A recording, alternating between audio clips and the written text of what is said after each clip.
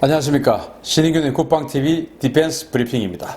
오늘도 역시 5가지 국방안보 소식 가지고 찾아뵙겠습니다. 자, 먼저 첫 번째 소식입니다. 미국이 SQ-58A 발키리 무인 전투기를 조기에 전력화하는 것을 추진하고 있습니다. 미 공군이 F-35 전투기와 연동해 운용하는 무인 전투기 SQ-58A 발키리의 조기 전력화를 추진 중이라고 발키리 제작사 크라토스 시스템사가 현지 시각 7일 밝혔습니다. 제작사 측은 최근 미 공군과 발키리의 2차 시험 비행을 성공적으로 수행하는 등 각종 테스트에서 목표를 100% 달성하는 성과를 거두었다며 미 공군이 올 연말까지 20대에서 40대가량의 발키리 무인 전투기를 주문할 계획에 있기 때문에 이와 관련해서 엔진과 부품 등의 발주를 시작했다고 밝혔습니다. 미 공군의 신형 스텔스 무인 전투기인 XQ-58A 발키리는 2개의 내부 무장창에 각각 4개의 무장 장착대를 설치해서 8발의 500파운드급 정밀 유도 폭탄을 탑재할 수 있으며 SDB나 헬파이어 등 공대지 미사일도 운용할 수 있습니다. 이 무인기는 아음속 기체지만 최대 항속거리가 3,941km에 달하고 관통 능력이 있는 SDB 유도 폭탄을 다량 탑재할 수 있는 데다가 대당 가격도 200에서 300만 달러 수준에 불과해서 향후 미 공군의 스트라이크 패키지의 핵심 자산으로 대량 운용될 것으로 기대되는 무인 전투기입니다. 미 공군은 올 연말까지 소량의 발키리를 도입해서 F-35와 통합 운용 테스트를 실시한 뒤에 2020년대 초반부터 발키리와 F-35로 구성된 스트라이크 패키지 운영에 들어갈 예정입니다. 자, 제가 국방TV를 데일리 디펜스를 통해서도 이 발키리와 F-35의 합동전투 이런 것들을 소개해 드렸었죠. 자, 이제 한 대당 한 200~300만 달러밖에 안 하는 이 발키리를 F-35가 4대씩 이렇게 지휘하고 가서 이제 전투를 하게 되는데 폭격기예요. 자, 여기에다가 500파운드짜리 정밀 유도 폭탄, JDAM 키트가 장착된 정밀 유도 폭탄 한 8발 정도를 가지고 가서 폭격을 하니까 이 발키리 하나의 폭격 능력만 해도 우리 F5 전투기의 한 2대 정도의 능력 정도가 되니까 이거 아주 가격 대비 성능, 효과 이런 게 탁월하다고 할 수가 있죠. 특히나 이제 스텔스이기 때문에 지휘하는 F-35도 스텔스, 이 발키리도 스텔스. 거기다가 이 발키리에 F5 제공호에 들어가는 그 무장보다 2배 정도의 무장을 하고 가서 떨어뜨리는 정밀 폭격을 하는 이런 능력을 가지게 되기 때문에 우리도 지금 F-35를 도입하지 않습니까? 그래서 우리도 미국과 잘 협조해서 이 발키리를 대량 도입해서 지금 우리가 F-35 40대를 도입하게 되니까 앞으로 추가 도입할 수도 있겠지만 어쨌든 이 발키리를 한 100대 이상 정도 도입을 해서 같이 운용을 하게 된다면 이거 우리 폭격 능력 그리고 이로 인해서 우리 육군이 이건 전부 다 지상 폭격하는 거니까 500파운드급 가지고 어떤 전략 표적 타격하고 이건 아니거든요. 밖에 나와 있는 탱크들, 적 보병들 이런 거 이제 하는 거예요. 그러니까 우리 육군들에게도 아주 유용한 그런 하늘의 든든한 우군이 될 수 있으니까 이거야말로 합참해서 빨리 기획해서 이걸 공군에 도입시켜 주는 것이 육군 전력을 위해서도 좋겠다라는 그런 생각을 해봅니다. 자, 두 번째 소식입니다. 러시아가 전략 폭격기를 동원해서 유럽과 태평양 지역에서 무력 시위를 실시하고 있습니다.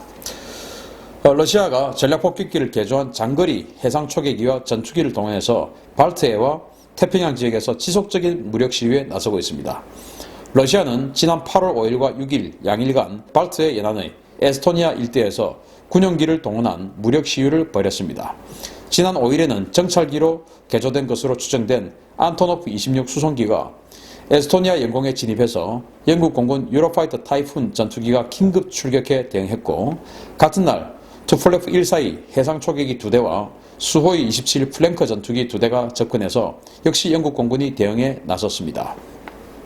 6일에도 투플레프 142 해상 초계기 2대 그리고 수호이 27 전투기 2대가 에스토니아 영공에 접근했고 이들은 지난 5일과 마찬가지로 에스토니아 관제 당국의 무전 통신에 응답하지 않고 에스토니아에 접근했다가 또 영국 공군 전투기의 요격을 받았습니다. 이와 별개로 7월 31일에는 알래스카와 캐나다 일대의 방공 식별구역 인근에 두 대의 투플래프 142 초계기가 접근했고, 8월 6일에는 투플래프 142 해상 초계기 2대, 그리고 미그 31BM 요격기 2대, 일류신 78 공중급유기로 구성된 편대가 캄차카 반도에서 이륙해서 무려 13시간이나 미국과 캐나다의 연안 지역을 훑고 돌아갔습니다. 투플래프 142 해상 초계기는 러시아의 주력 전략 폭격기인 투플래프 95 베어 폭격기를 초계기로 개조한 장거리 해상 초계기로, 실질적으로는 투플래프 95 베어와 거의 동일한 무장 운용 능력을 가지고 있어서 사실상 전략 폭격기로 분류됩니다. 지금 미국과 러시아가 연일 제가 계속 보도를 해드리고 있습니다만은 한치도 물러서지 않고 서로 간에 무력 시위를 하고 있습니다. 그러나 승자는 이미 정해져 있는 거나 마찬가지겠죠. 좀 러시아가 경제력이나 또는 어떤 국제적인로 동원할 수 있는 어떤 그 세력, 그리고 또 무력, 이 모든 것이 미국에 뒤지는데 아직도 그래도 자신들의 과거 영화를 놓지 않으려는 듯 이렇게 안간힘을 쓰고 있는데, 이러다가 정말로 1990년대처럼 다시 한번 미국의 어떤 그 군비 암스 레이스에 당해서 또 나라가 또 망하면 어떡할까라는 걱정이 제가 없습니다. 러시아 이제 이러지 말아야 되겠는데요. 자, 세 번째 뉴스입니다. 미국이 한국에게 MH-60R 해상작전헬기 판매를 승인했습니다. 아주 기쁜 소식인데요. 미 국방안보협력국이 현지 시각 7일 우리나라에 대한 MH-60R 해상작전헬기 12대에 대한 판매 승인 사실을 고지했습니다. DSCA는 7월 보도자료를 통해서 한국의 신형 해상작전헬기 도입 사업에 록히드 마틴의 MH-60R 해상작전헬기 12대의 판매를 승인하며, 거래 형식은 정부 간 거래인 대외군사판매, 즉 FMS 거래로 한다고 밝혔고, 가격은 8억 달러라고 밝혔습니다. 국방안보협력국이 고지한 판매 패키지는 MH-60R 해상작전헬기 12대, 최신형 APS-153 다기능 레이더 13대, 엔진 25대, 소노부의 천발 등이며, 통상 미 의회에 보고하는 가격보다 실제 판매가는 더 낮춰진다는 전례를 비춰볼 때 MH-60R 헬기의 가격은 당초 예상 가격인 대당 1억 달러의 절반 수준인 6천만 달러 이하에 형성될 것으로 보입니다. 이러한 가격은 지난달 중순 그리스에 판매한 가격 7대 6억 달러, 또 4월에 인도에 판매한 가격 24대 26억 달러보다 크게 낮아진 가격이어서 MH-60R의 해외 발주량 증가의 영향을 받아 우리 해군에도 중형급 해상작전헬기가 도입될 수 있는 길이 열릴 것이라는 기대감이 커지고 있습니다. 자, 지난번에 이 MH-60R 해상작전헬기와 링스 와일드캣 헬기가 이제 경쟁을 해서 8대를 이제 링스 와일드캣 헬기가 이겼죠. 그래서 지금 우리 해군에 도입이 되어 있는데, 이게 사실은 덩치가 너무 작고 항속거리도 짧고 무장 탑재능도 작고 해서 제가 아무리 계산해봐도 전력지수로 보면은 이 MH-60R에 비해서 거의 한 4대1 정도밖에 안 되는, 그러니까 링스 4대가 이 MH-60 1대 정도의 성능에 불과한 그런 건데, 대당 가격이 약간 차이가 나기 때문에 링스가 그 사업을 이겨버렸습니다.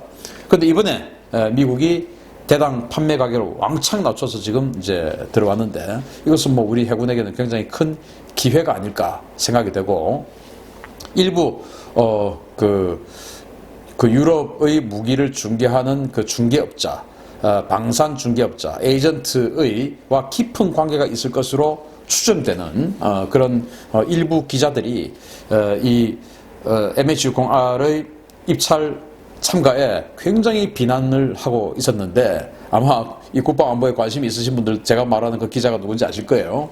있었는데, 이 정도의 가격에 들어오면 그 기자들도 아무리 그 에이전트, 유럽 에이전트와 관계가 깊다 하더라도 그런 기사를 함부로 쓰기는 곤란할 것 같습니다. 그래서 우리 군사력에는 굉장히 큰 도움이 되겠다. 물론 아직 정해지진 않았어요.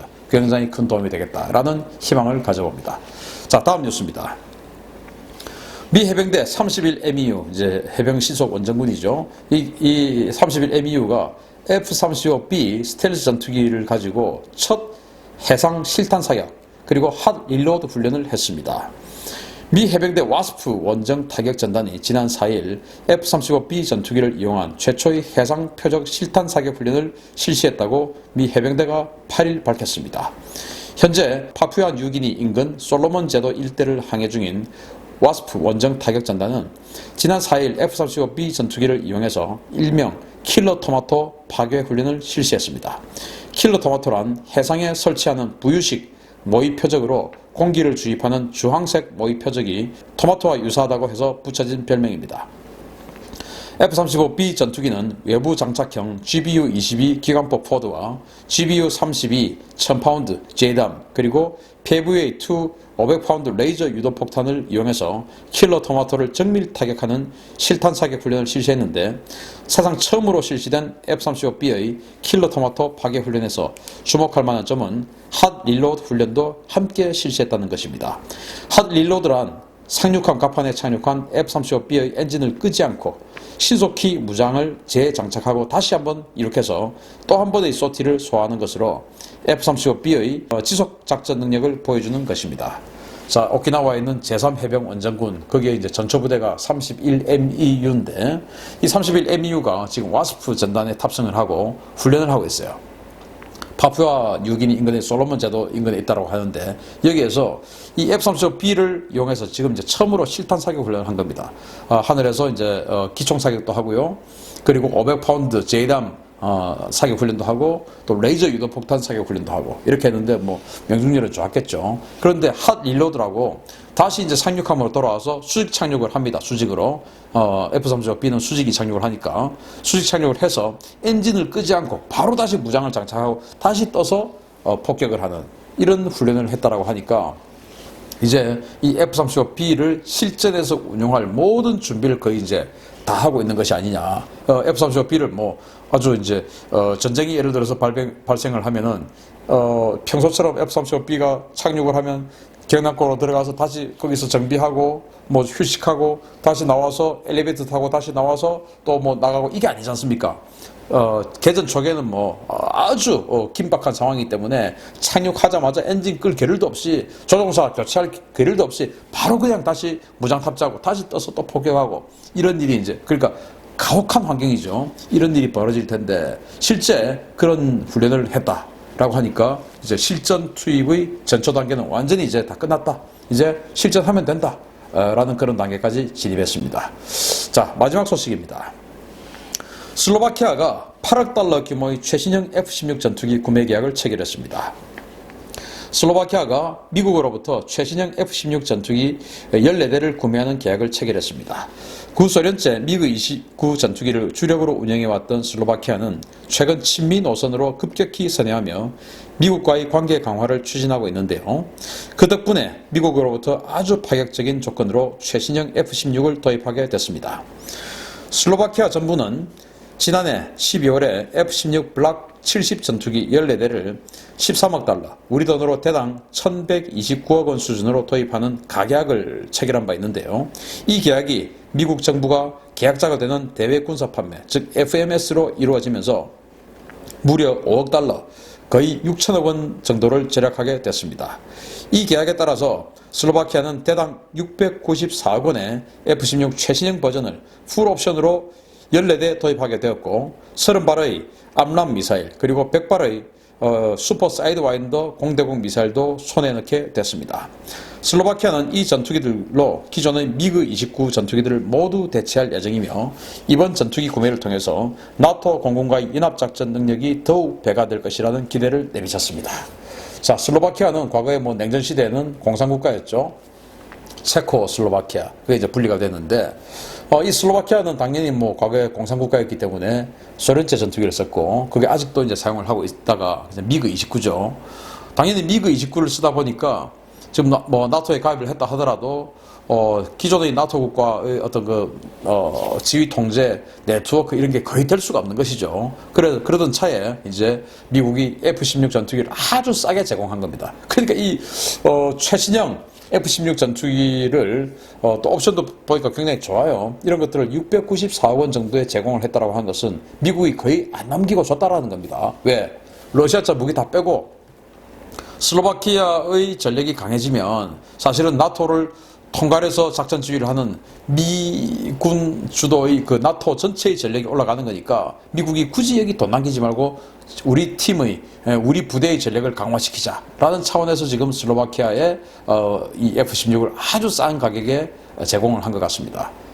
이것을 보면 전시작전 통제권이 어디에 있느냐에 따라서 미국의 대외 무기 판매의 스타일도 달라진다. 미국의 전쟁, 미국의 부대가 되면, 미국의 연합부대가 되면 무기도 싸게 파는 것이죠. 왜? 자기네들이 지휘할 부대니까. 그런데 전자권을 만약에 우리가 가져오게 되면 미국의 연합부대가 아니죠. 우리의 연합부대 중 하나가 미국이 되는 것인데 그 연합부대로의 하나의 미국이 우리말을 제대로 들을지 안 들을지는 사실은 가봐야 아는 일이고 그런데 그런 우리에게 자신들의 부대였던 것처럼 무기를 싸게 또 고가치의 무기를 제공할 수 있을까? 이거는 좀 힘든 일이 되겠죠. 따라서 여러 가지 효용성 면에서 전자권을 어디에 두고 있는가가 더 효율적인가라는 것을 이번 슬로바키아 사례에서 봐도 알 수 있다라는 그런 말씀을 드립니다. 디펜스 브리핑 마치겠습니다. 감사합니다.